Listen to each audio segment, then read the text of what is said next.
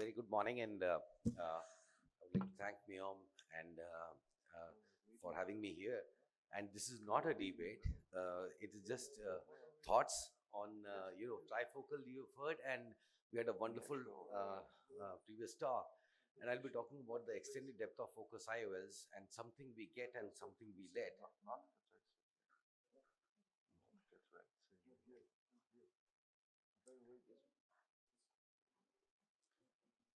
So, as we've been hearing in the morning, that the task is to deliver a relatively customized spectacle independence to patients with the least amount of visual problems and loss of contrast, and therefore achieving a high level of patient satisfaction in patients. And it's important to remember that there are different needs for different individuals that we treat. So this is a very interesting chart, and it was published in ophthalmology, and you can see there's a whole lot of things going on here. I mean, sorry. Okay. Anyway, so the basic principles of these lenses are either refractive or diffractive, and then it depends whether they are monofocal, they are enhanced monofocal, or they are EDOF, or they are bifocal, or they are trifocal.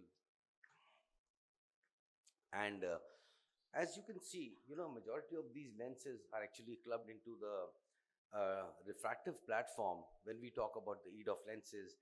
A newer lens now which has come in is Technis Pure C. We don't have it in India. I don't really have a clinical experience with this, but it looks promising. So there are a variety of designs, but the purpose of my talk is not to go into the designs because many of these are proprietary and we don't really understand the real optics behind what leads to the extended depth of focus in these patients.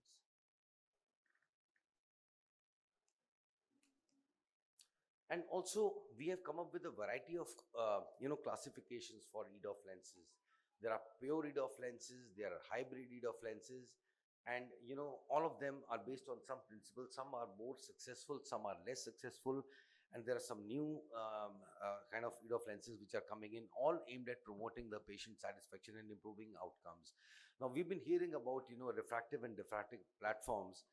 And basically, what we have is a refractive platform are of two types. One is the zonal refractive platform, and mainly it leads to a kind of bifocality or a trifocality of the lens, and also an aspheric refractive platform on which common lenses like isopure, Eyehance are based. Or the platform may be diffractive, or it may be a combination of refractive and diffractive. So if you look at this kind of a thing, you have a central zone, which is more myopic, and therefore it helps the patient to read. And so there's a central blended refractive zone. But these lenses are very pupil dependent and are sensitive to decentration. Two things that we have to keep in mind whenever we are talking about either like trifocal lenses or we are talking about EDOF lenses. So they are not really very, very popular now. And when we talk about an aspheric design, so what does a routine lens? We heard about lenses, everything is aspheric. So what it means is that it simply induces, a negative spherical aberration to neutralize the positive corneal spherical aberration after the cataract surgery. So when we talk about the EDOF lens, what happens is that there is an increased negative aberration. Therefore, it generates some more negative spherical aberration. Now, we have to remember that whenever the spherical aberration is negatively correlated to the contrast. So once we increase the depth of focus, we will play around with the contrast. So there's a limit to how much of a depth of focus we can increase, because otherwise patients will complain of a loss of contrast. And dysphotopsia. For sure. In some lenses. That's why we are not succeeding. Yes.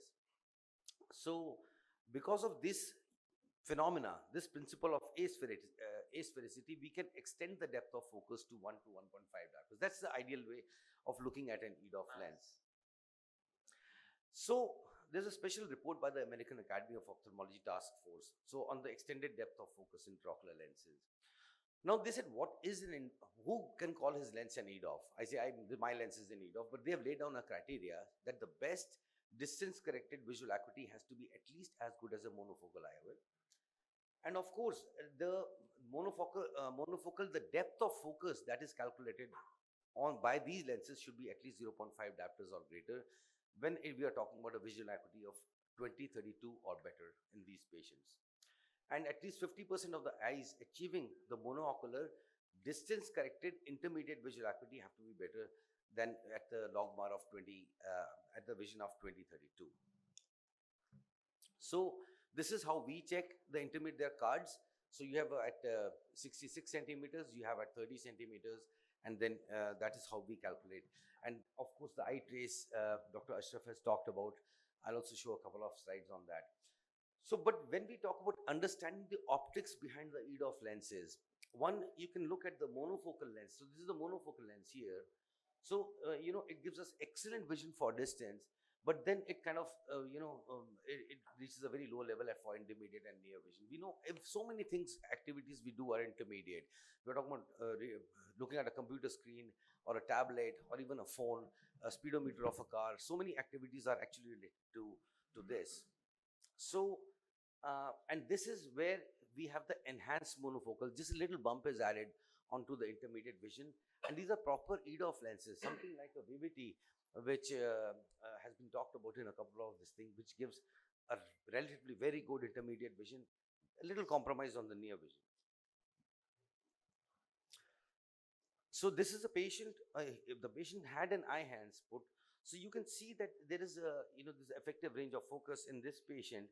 And this is compared to a standard IOL here, which is a very narrow depth of focus. So if we are expanding the depth of focus in these patients, and this patient had a refraction of a little bit of mini monovision in this patient.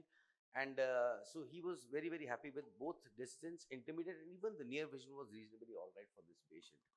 The effective, range of focus in these patients is a little less than 1.4, because the positive side we don't count. We'll count it from the 0 to the negative side. That's the range of focus in these patients. Diffractive IOLs, they play around with the wave light.